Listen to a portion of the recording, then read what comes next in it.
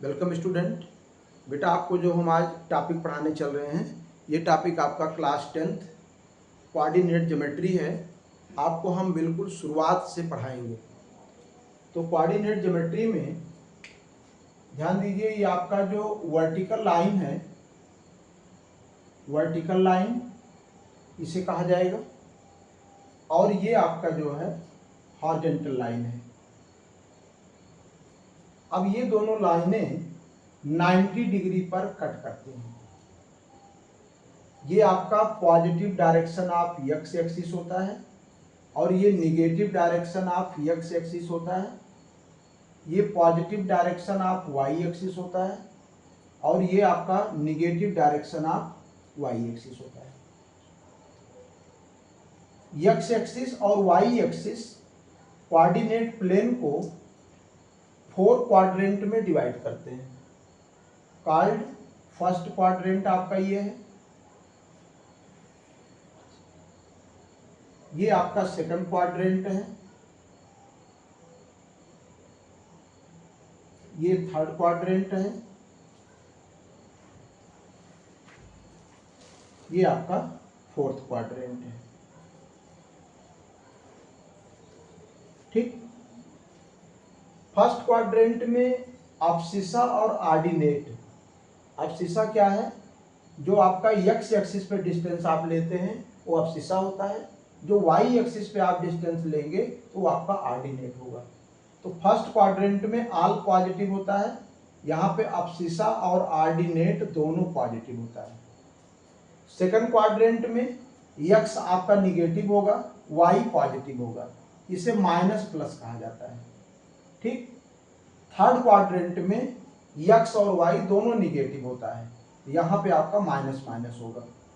और fourth quadrant में x positive और वाई नेगेटिव होता है। ठीक।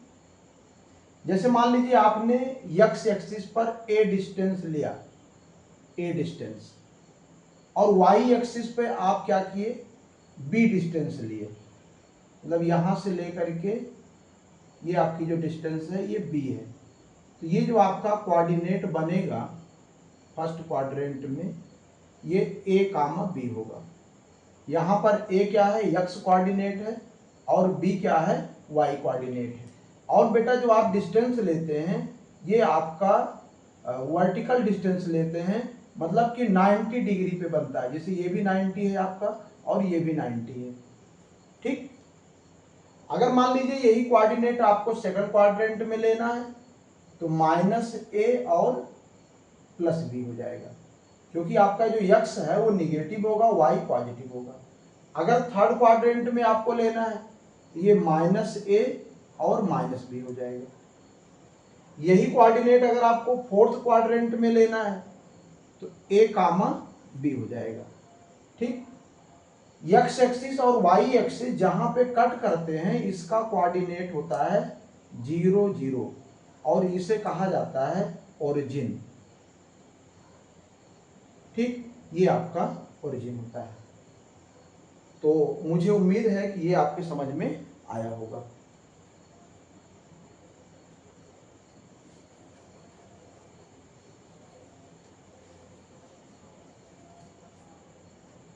आप ध्यान दीजिए,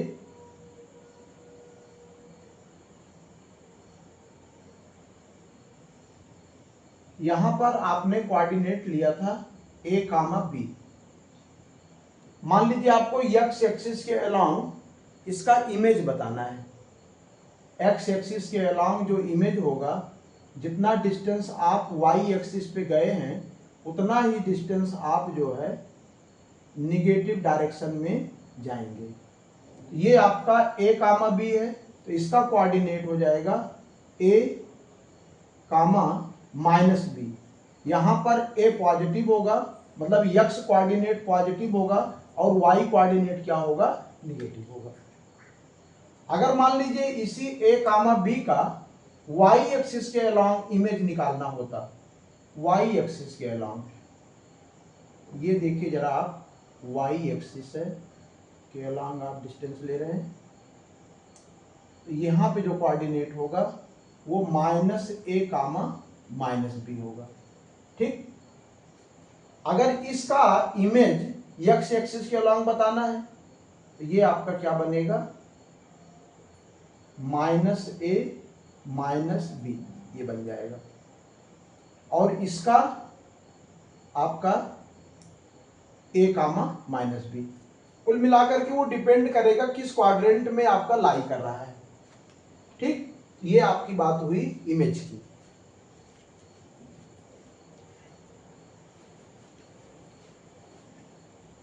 अब नंबर आता है डिस्टेंस फार्मूला। डिस्टेंस फार्मूला क्या है?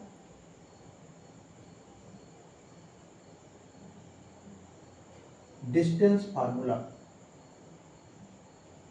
सपोज करिए यहां पर कोई कोऑर्डिनेट है, कोई पॉइंट है ए जिसका कोऑर्डिनेट है x1 y1, और यहां पे कोई पॉइंट है बी जिसका कोऑर्डिनेट है x2 y2।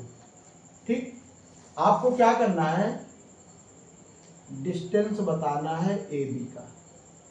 ठीक, ए बी का डिस्टेंस बताना है आपको।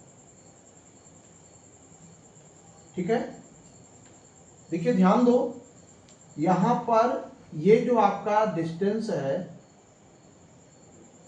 ये y एक्सिस के पॉजिटिव डायरेक्शन में आपकी डिस्टेंस है, ये y1 होगा। ठीक, इसका मतलब कि y एक्सिस के पॉजिटिव डायरेक्शन में आप y1 डिस्टेंस गए हैं, और यहां पर आप क्या देख रहे हैं,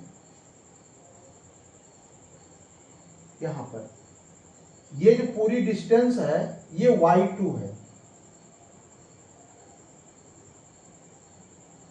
ये y1 है, पैरेलल है तो ये y1 ये भी हो जाएगा, और ये पूरी डिस्टेंस आपकी y2 है, तो ये डिस्टेंस आपका क्या बनेगा, y2 - y1।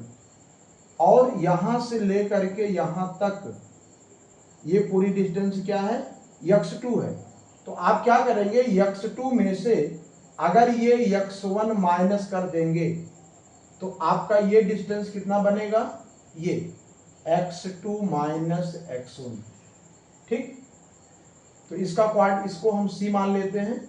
इसमें क्या करेंगे, राइट ट्रायंगल ABC में पाइथागोरस थ्योरम यूज करेंगे।